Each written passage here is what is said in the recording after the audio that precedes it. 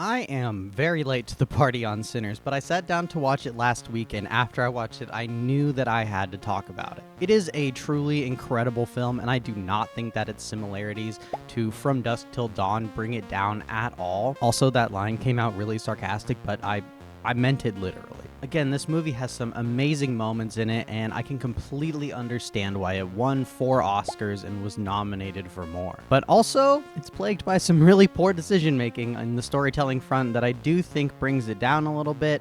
So let's get into the highs and the lows of this great movie. As is always the case for me, what separates the best scenes from the worst scenes in a movie is not what is the most immediately interesting or visually appealing. In these videos, I'm really concerned about what scenes are detrimental to the story or waste the audience's time versus the ones that create tension and intrigue. We're actually going to talk about my favorite scene first in this video. I wanted to switch things up and see if people like that a little better. And the scene that I picked as my favorite is probably not going to surprise you if you've ever watched any of my other videos like this. I love a good character story, and at the heart of every single good story, at least every good story that's worth talking about, is its characters. And there are a lot of really good character moments in this movie, but my favorite has to be this one. Smoke and Stack are the obvious main protagonists of this movie, and personally I found Stack a lot more likable than Smoke, which I think is kind of the consensus opinion, I would hope.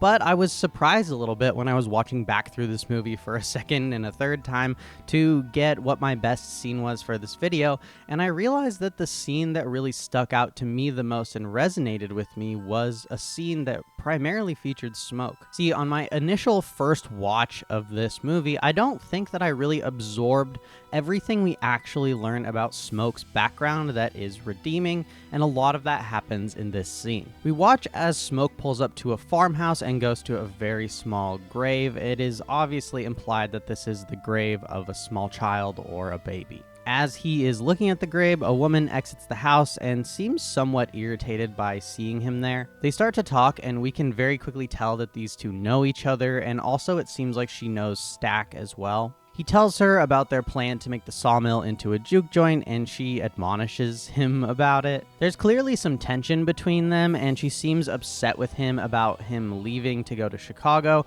which kind of mirrors the last scene with what we saw with Stack and his ex-lover. Although at this point we're not explicitly sure that these two are also ex-lovers, but it will become clear in just a minute. Nothing in this scene so far is very surprising. It's actually very in line with almost every interaction Smoke and Stack have had with people that they knew before since they've come back to town. But when we go inside is when things start to really get interesting, and we start to learn about the nature of these two's relationship, and as I mentioned, a lot about Smoke's past. We watch a little girl buy something from the woman, whose name we learn is Annie, and the girl pays in scrip. If you're unfamiliar with the concept of scrip, that could honestly be a whole video unto itself, but basically all it is a type of kind of fake currency that employers would pay out to people as a replacement for real cash that could only be spent in certain places, usually local stores and businesses. As you can imagine, there's some issues with that, especially like limiting people's ability to leave their employer or to move to a new area. It really makes the economy very insular and obviously takes advantage of the people that work at a specific company or in a specific area to inflate the profits of the company. Smoke tells her that she should not be accepting that as payment for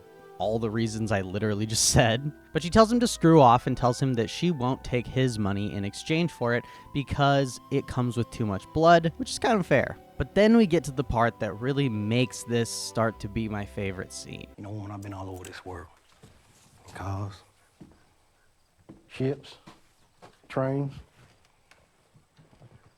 I've seen men die ways I didn't even know was possible. I ain't never saw no roots. No demons, no ghosts, no magic. Just power. And only money can give you that. You fool. All that war and whatever the hell he been doing in Chicago. And you back here in front of me.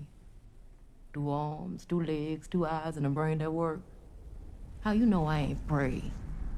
And work every route my grandmama taught me to keep you and that crazy brother of yours safe. every day since you've been gone. So why those roots ain't work on our baby then? This bombshell really hit me because it recontextualizes their entire conversation. I think on my first watch, I just kind of passed over this without thinking about it too much, which is not usual for me, but I think I just kind of saw it as like, oh, this is like sort of a tragic backstory, and that feels very cliche, so like whatever. But upon watching the movie the second time and having more context about Smoke and Stack's individual personalities and also obviously what happens to them, I think that this really recontextualized the way that I think about Smoke in the movie. For these two, what before seemed like maybe two friends or maybe even two casual lovers, you now realize that they had a child together.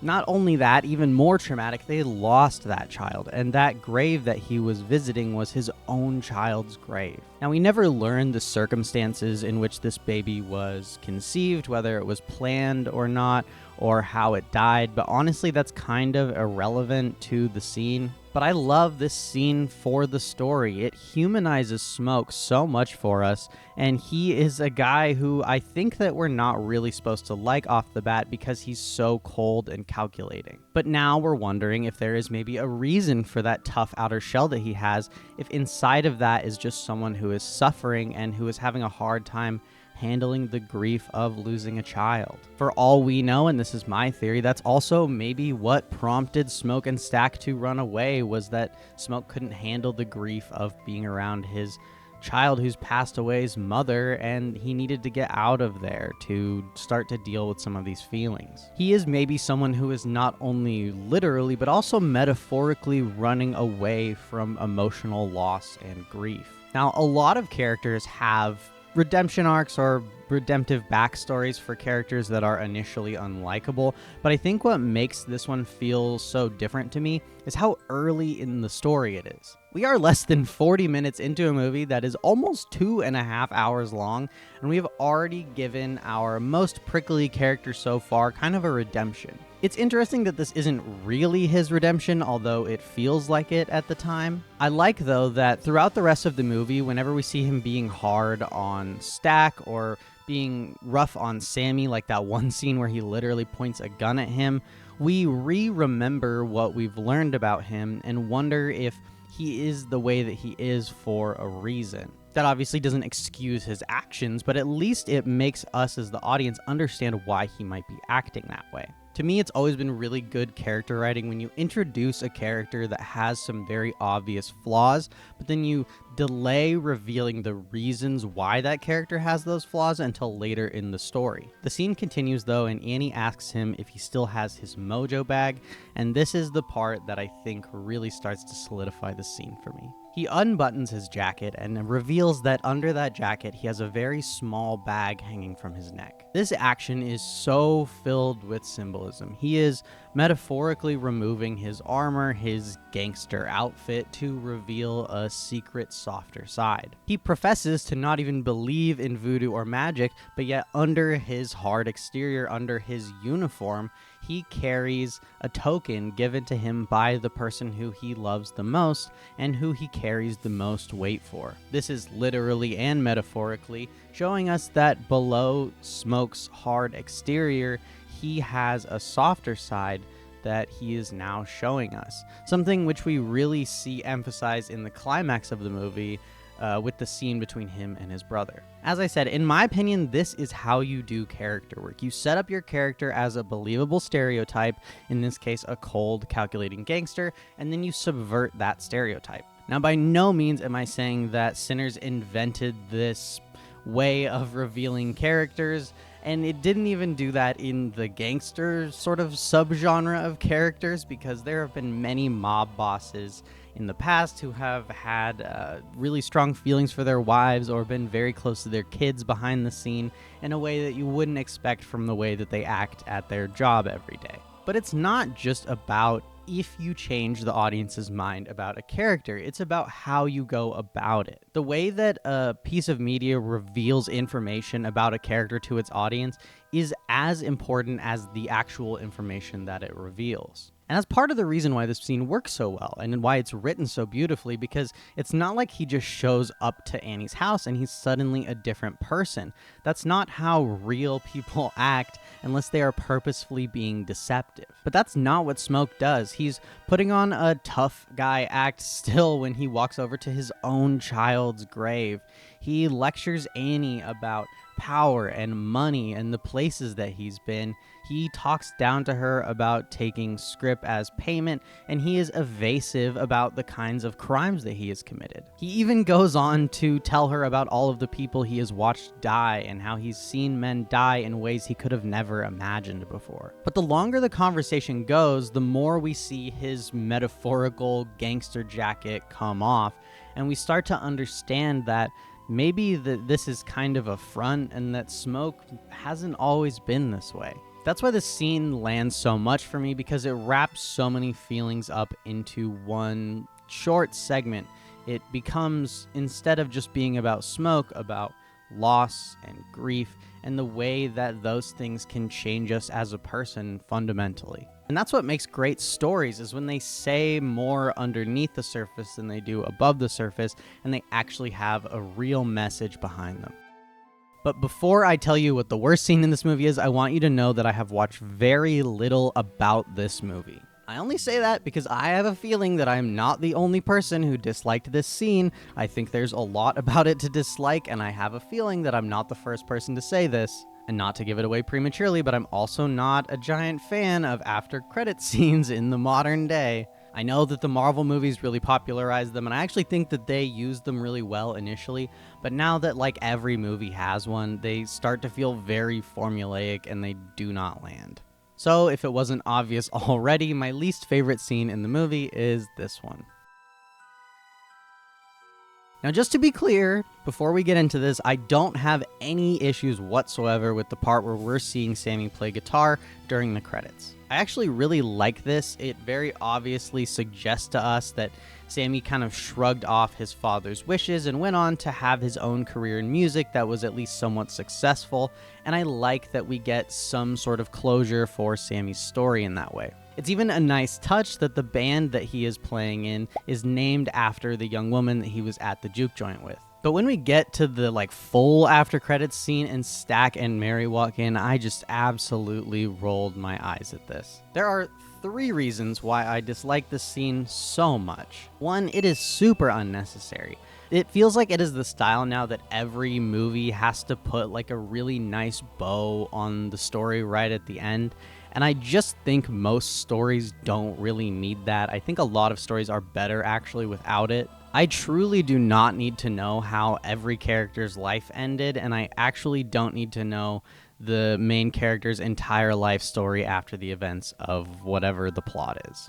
I think a little bit of that is nice, like I mentioned with the credits, but at this point, we just start over-explaining, and I really don't understand what that's adding. The second reason why I don't like this scene, both of my least favorite scenes in this movie actually have to do with the same thing, which is taking the theme or message of the movie and trying to make it timeless. This might be a little bit more of a hot take, I think, because I would imagine that if people like this movie, they might like this aspect of it. Just for reference, the other scene I'm not a huge fan of is the one where Sammy is in the juke joint and he's playing guitar, and it's kind of cutting to all these different time periods and all these different genres of music.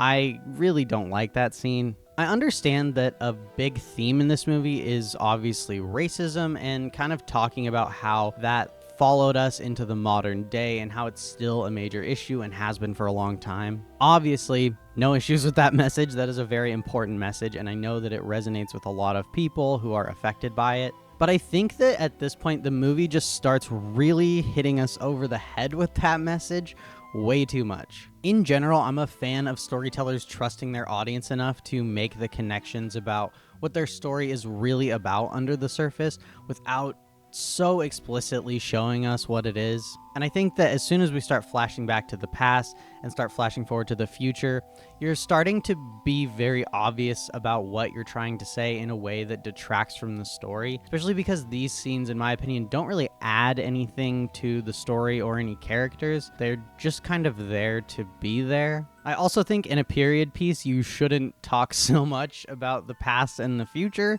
because part of the reason that the movie works so well is because it is so set and framed in a very certain time period. So referencing other time periods, I think, kind of takes me out of the story. The third and final reason why I don't like this scene, and probably the biggest one, is that I don't think the premise of this scene really makes sense. For the entire time we see vampires in this movie, their only goal is to murder people and turn people into vampires. We are given the impression that when they are turned, their entire personality changes, they become extremely manipulative, and their sole goal is to want to create more vampires. I understand that in this scene, Stack and Mary are assumedly like 60 or 70 years older than they were before, but now they just seem way too laid back in comparison to everything that we saw before. Even if you can accept that, though, I don't understand why Stack wouldn't kill Smoke like all the other vampires do to everyone else in one of the final scenes of the movie.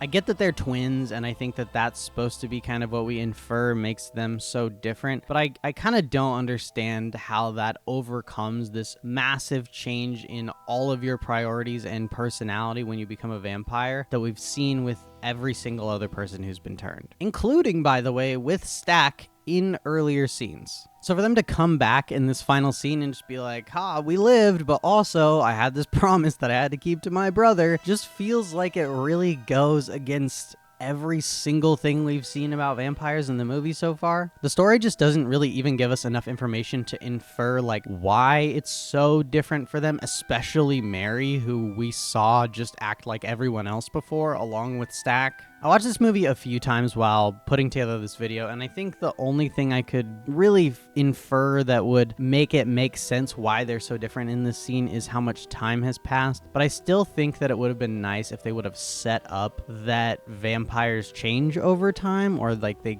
get more in control of their bloodlust over their lives. But again, I also think that over-explaining the message is something that detracts from the quality of the story. Sinners is obviously not the most egregious case of a movie that feels like it needs to be too overt with its message, not by a long shot, but it does suck to see a good story kind of tainted by leaning into being really obvious about its message so much, especially when that message is such a good one and one that resonates with so many people. I think that you just do so much more justice to a story by being a little bit more subtle with those things. Obviously, this scene doesn't like ruin the movie for me or anything that dramatic, but I do think having it right at the end does kind of leave me with a bad taste in my mouth when I finish the movie. As always, thank you guys so much for watching this video. I have another video I'd like to make about Sinners if this one gets enough love. I'm kind of still honestly trying to find my audience and sort of like where I fit in on YouTube and what kind of content people like that I make. So kind of bear with me and feel free to let me know if you liked this video, if you didn't like this video, if there was something you wish that was different about it down in the comments, or if there's any movies you would love to see me talk about what the best and worst scenes are. I make videos around once a week about storytelling, talking about what works and doesn't work in popular stories and franchises. So if that sounds interesting to you, I would really appreciate it if you would subscribe and ring the notification bell, since YouTube doesn't really like to push my videos into people's subscription feeds. Again, thank you so much for watching if you made it this far, and I will see you guys in the next one. The Penfield Mood Organ, named after the real-life neurosurgeon and researcher Wilder Penfield, is a device that allows neural stimulation to cause different emotions. For example, a user could dial